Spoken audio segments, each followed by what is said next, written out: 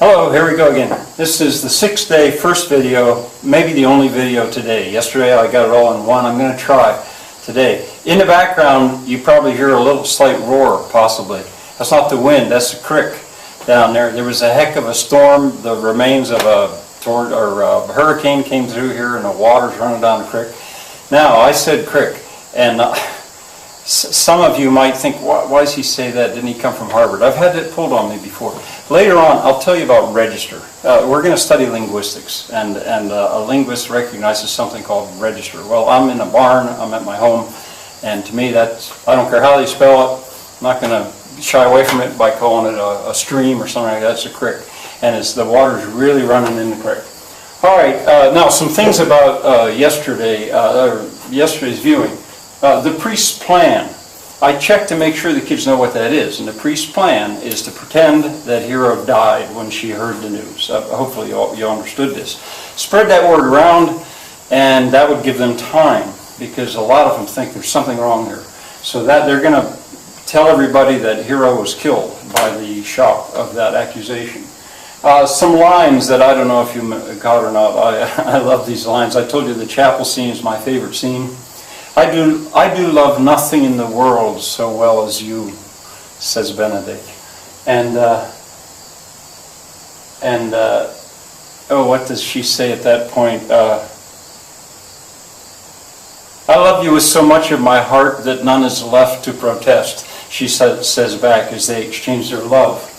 And then when she says, oh God, that I were a man, I would eat his heart in the marketplace. Well, I have to usually explain that a little bit to the kids about the marketplace, the most public place available. Also, she goes on to say, since she can't be a man by wishing, she will die a woman with grieving, I think. It goes like that. Anyway, at some point I wanted to tell you that Beatrice is one of my favorite characters in all Shakespeare. Shakespeare seemed to be pretty fond of creating a character that was a woman who was unusually smart.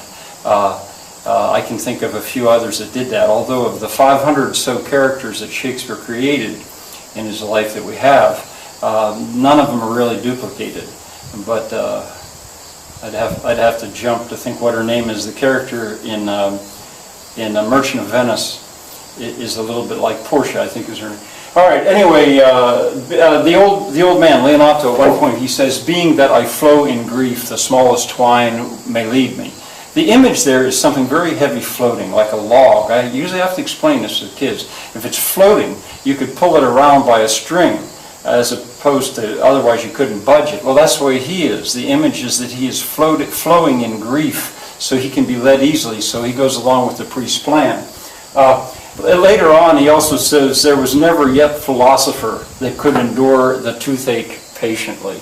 I'm just pointing out lines that I hope they didn't just go by without you thinking about them. There is a theme of Dogberry when he leaves. Now that's sometimes called a leitmotif. Later on I'll probably mention this again. I almost certainly will. Wagner's operas were full of leitmotifs where a character had a particular tune that was associated with the character. Well, in Dogberry's case, every time, or all the times I can think of that he leaves, one thing he does is he goes the wrong way and then has to come back the other way. And the other thing is you hear dogs barking. It's put into the movie. That becomes basically his theme. All right, now going on to what you're going to see today. You can watch it to the end. There's about 20 minutes left. I wouldn't want to interrupt very much here, because if you've been paying attention, I should think that you would enjoy this ending. But a few things to explain. At one point, Benedict says to Beatrice, stay but till then, until the time that I ask you to leave. Well, she is so clever, and she's always playing with words. She says, then is spoken. So she goes to leave. She's doing that joke where she treats the word then as the word then. That's why I put it in quotes here. He just said the word then. It's a little bit like someone's pouring you a drink, and they say to you, say when. And you're supposed to say the word when you have enough. I mean, that's sort of encrusted in the language, that little bit of a joke. There is a famous body comment here when he says, I don't know if I have this quite right, I will live in thy heart, die in thy lap, and be buried in thy eye. I think is what he says. Well, that's body. And I was really shocked one time teaching this, that there was a boy out there, an 8th grade boy, not a particularly good student, but he knew that. He was ready to explain it, and I said, no, wait. And how he knew that, I think, was because it had been on a quiz show, and it caught his attention. Well, you'll have to research that one yourself.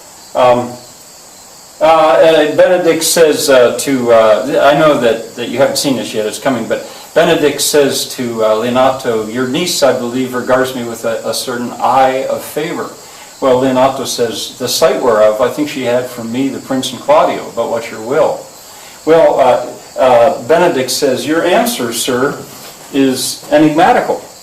Enigmatical means puzzling.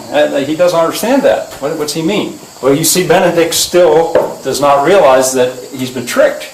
That eye that Beatrice has, that eye of favor, was given to her by their trick. Maid, the word maid is another way to say virgin. You're going to hear her declare that she is a maid. And the word giddy is not just in common usage anymore. Giddy is quick to change, silly in a way. It's still out there in the language, but not used that much. And it becomes important at a spot. And I guess finally I'll tell you, kids always laugh to hear this, but it's completely true. I love to watch fat people dance, at least if they're good dancers. And that huge guy with the barrel chest, Leonato's brother, Antonio I think is his name, when he is dancing in the final scene, that is so much fun, I think, to see somebody like that dance. I mean, I don't mean that ignorant at all. It's out of complete respect. There I use the word ignorant the way people do here. Ignorant means discourteous in this register. Okay, enjoy this. Tomorrow there'll be a test, and I think what I'll do tomorrow is I'll maybe go back and maybe review a little bit. Yeah, probably. And I'll make 2 videos, and then I'll time it so the second video will be the test. And I'll tell you in advance, here's what I'm going to do. Basically, I'm going to quote speeches, noteworthy speeches from the play, and ask you to tell me which character said that speech.